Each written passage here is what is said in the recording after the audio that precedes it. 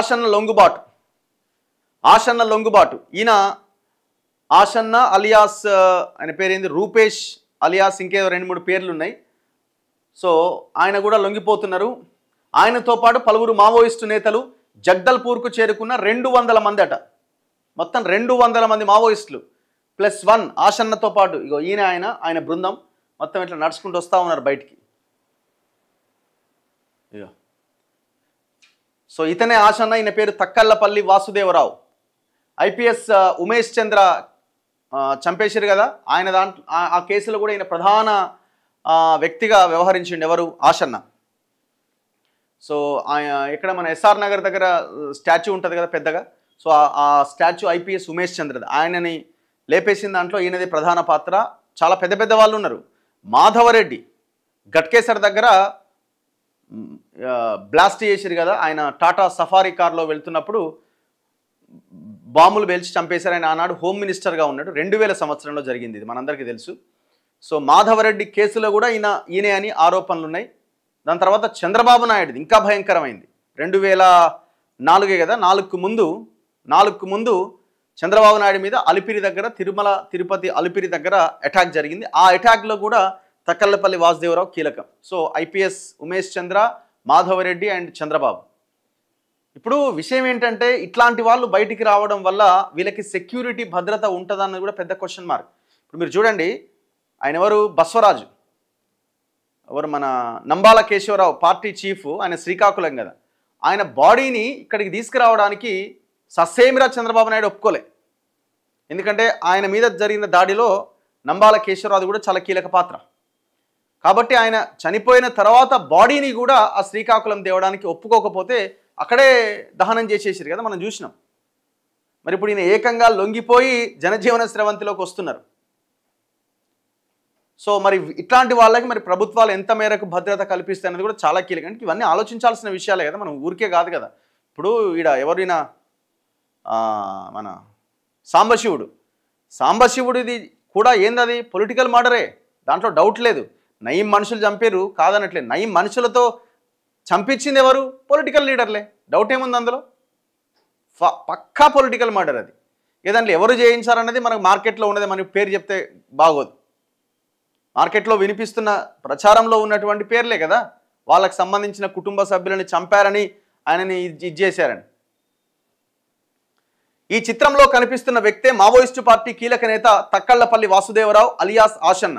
కీలక దాడులకు ఆయన వ్యూహకర్త. అజ్ఞాతం వీడిన అనంతరం తొలిసారిగా కనిపించిన చిత్రం ఇది.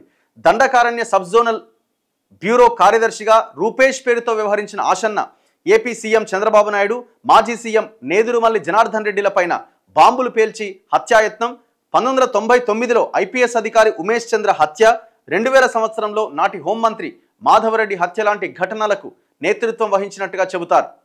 బైరామ్గఢ్ ప్రాంతంలో ఆసన్న తన సహచరులతో కలిసి 2 నిమిషాల నిడివిగల ఒక వీడియో విడుదల చేశారు. మా క్యాడర్ను రక్షించుకోవడం ముఖ్యం. మేము ఏదైనా చేయాలంటే ముందు బతికి ఉండాలి. అందుకే లొంగిపోవాలి అనుకుంటున్నాం. ప్రజాస్వామ్య పద్ధతుల్లో మా పోరాటాన్ని కొనసాగిస్తామని అందులో పేర్కొన్నారు. దీని కంటిన్యూషన్గా దిశలో రాశారు చూడండి. ఇగో ఇది లొంగుబాటు కాదు, సాయుధ పోరాటాన్ని మాత్రమే నిలిపేస్తున్నాం. ఆయుధం వీడి ప్రజల మధ్య ప్రజా సమస్యలపైన పోరాడతాం. డిఆర్జీ నక్సల్ వ్యతిరేక క్యాంపెయిన్లో భాగం కాబోము. మా 3 డిమాండ్లు ప్రభుత్వం అంగీకరించాకే నిర్ణయం. మావోయిస్టు పార్టీ కేంద్ర కమిటీ సభ్యుడు ఆసన్న వెల్లడి. ఏంది మీ డిమాండ్లు ప్రభుత్వం అంగీకరించింది? మేము పోరాటం చేస్తే మీరు ఏమనొద్దని అన్నదా? మీరు బయటకు వచ్చి సైలెంట్గా ఉండడం తప్ప మీరు ఏం చేయగలరు? అయినా సరే మీరు ఇప్పుడు బయటికి రావడం వెనకాల ఎలాంటి కుట్ర లేకుండా, ఇప్పుడు ఆయన ఎవరైతే మల్లోజుల వేణుగోపాల్ ఉన్నాడో ఆయన ఫోటోలు చూస్తే సిగ్గనిపిస్తున్నది. సమాజం అంతా నివ్వెరపోతున్నది. గన్ను తీసి ముఖ్యమంత్రి చేతిలో పెట్టి రాజ్యాంగాన్ని చేతిలో పట్టుకొని ఇద్దరు అడవులలో దోస్తులు అన్నట్టుగా నవ్వుకుంటున్నారు ఇద్దరు. ఎవరు? ఫడ్నవీసు, ఈయన మల్లోజుల వేణుగోపాల్. అంటే మీరు 45 సంవత్సరాలు ఉద్యమం చేసి అడవుల్లో ఉండి బయటకు వచ్చిన తర్వాత సరే లొంగిపోయారు, ఏదో కారణం చేత లొంగిపోయారు. మీరు రకరకాల కారణాలు చెప్తున్నారు, ఓకే. రకరకాల కారణాలు మీరు ఆ నాయకులతో కలిసి కూర్చొని నవ్వుకుంటూ ఎంతమంది అమరులయ్యారు ఇవాళ ఈ రాష్ట్రంలో, ఈ దేశంలో? మీ స్పీచ్లు విని ఎంతమంది అడవుల్లోకి వచ్చి ప్రాణాలు కోల్పోయారు? ప్రాణాలు కోల్పోయిన తల్లిదండ్రుల పరిస్థితి ఎంత దారుణంగా ఉన్నది? మరి మిమ్మల్ని ఏం చేయాలా? మీరు ద్రోహులు కదా.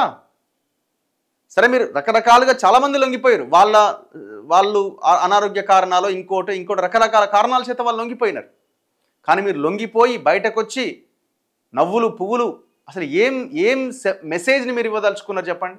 ఎంత దారుణమైన దృశ్యాలు అవన్నీ. ఇప్పుడు ఈయన ఏమంటుండు, ఈయన ఇంకొక లైన్, అంటే వీళ్ళిద్దరు కలిసే లొంగిపోయారా,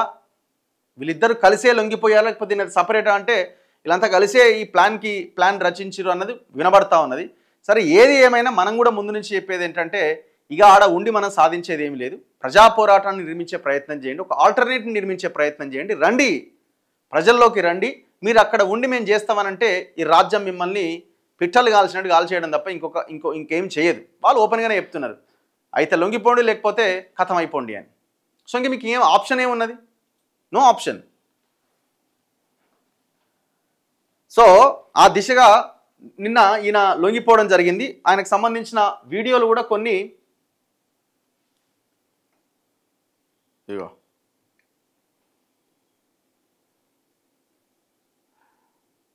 నిన్న అక్కడ ఉన్న కొన్ని ఏదో లోకల్ ఛానల్స్కి వీళ్ళు ఇంటర్వ్యూలు ఇచ్చినట్టున్నారు, దాంట్లో మాట్లాడుతున్నారు. ఒక్కసారి ప్లే చేద్దాం.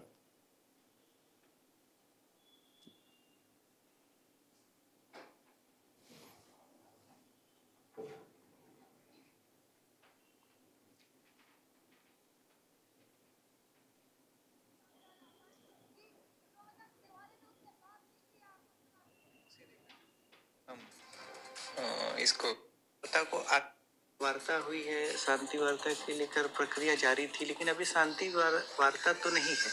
हाँ, जो हमने जैसा पहले से मांग रखते आ रहे शांति वार्ता के लिए, बाहर से साथी लोग भी, जनवादी लोग, जनता जो मांग कर रहे थे, उस हिसाब से तो शांति वार्ता नहीं हुआ।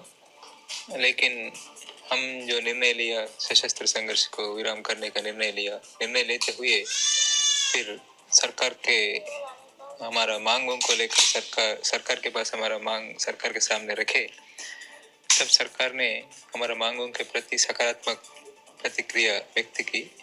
हम जरूर आप लोगों का मांगों के बारे में सोचेंगे करके बताया। हम किसी जरिए से जो सरकार के साथ बात की, उसमें मुख्य विषय हम आगे बढ़ने के लिए जो रुकावट जैसा है, वो मुख्य मांगे 3 मान लिया सरकार ने।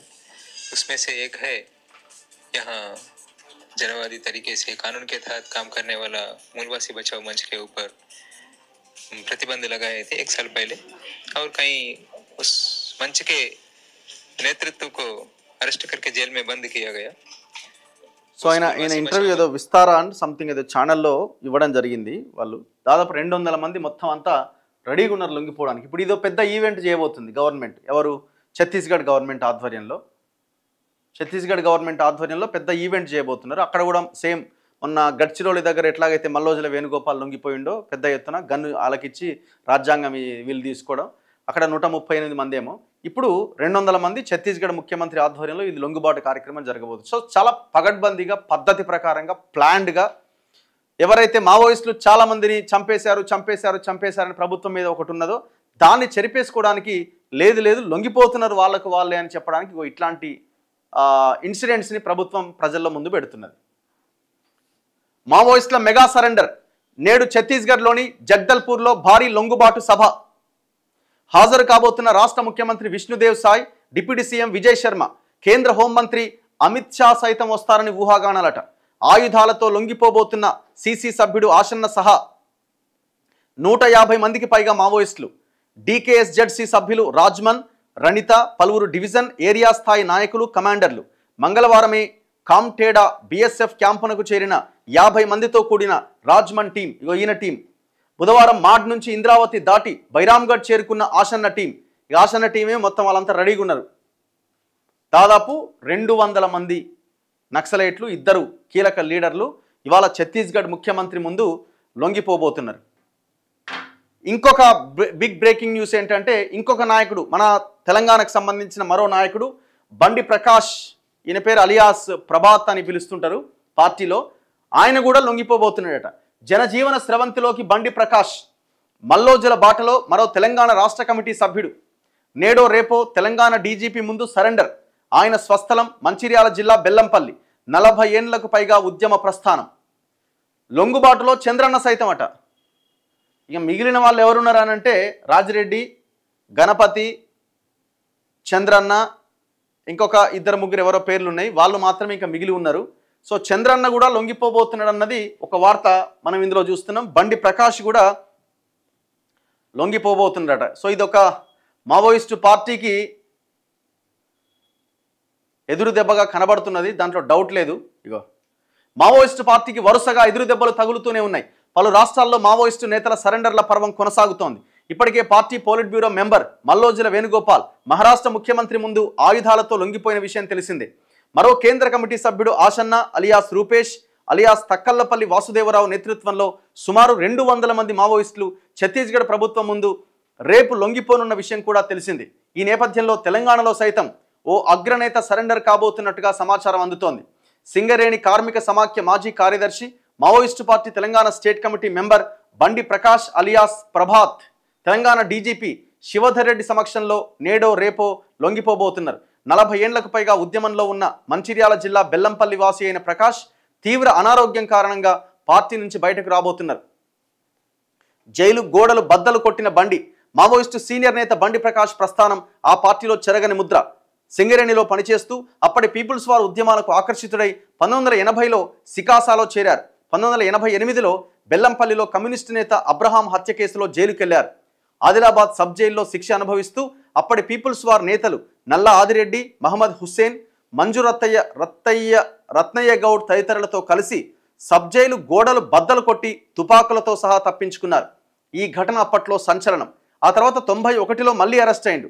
2004లో విడుదలైన తర్వాత అప్పటి ముఖ్యమంత్రి వైఎస్ రాజశేఖర్ రెడ్డి నక్సలైట్లతో జరిపిన చర్చలు విఫలమైన తర్వాత తిరిగి మళ్ళీ అండర్ గ్రౌండ్కి వెళ్ళిపోయింది. 20 ఏళ్లుగా తెలంగాణ రాష్ట్ర కమిటీలో ఆయన కీలకంగా వ్యవహరిస్తున్నాడు. క్వశ్చన్ మార్క్తో ఇంకొక వార్త. లొంగుబాటులో చంద్రన్న సైతం.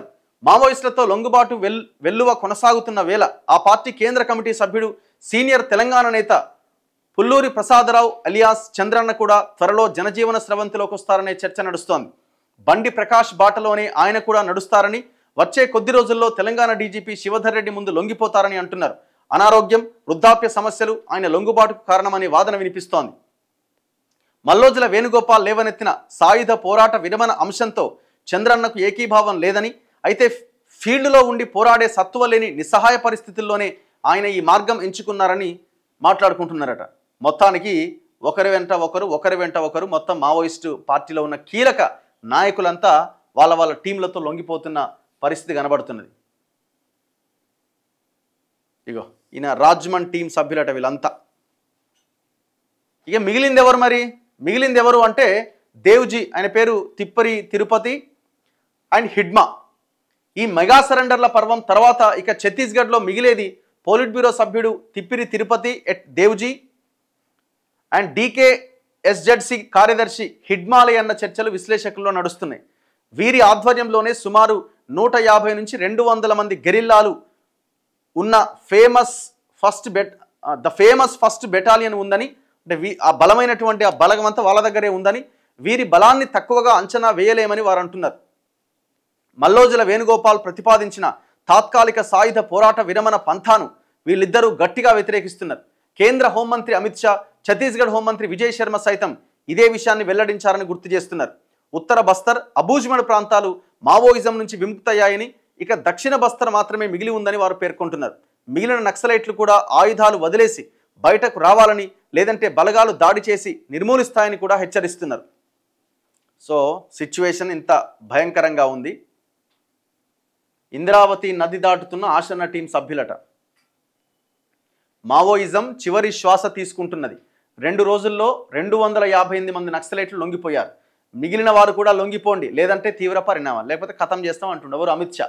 వచ్చే ఏడాది మార్చి 31 లోపుగా పూర్తిగా అంతమైపోతుంది. డేట్ మార్చేదే లేదంటుండే అమిత్ షా, ఈయన హోమ్ మినిస్టర్.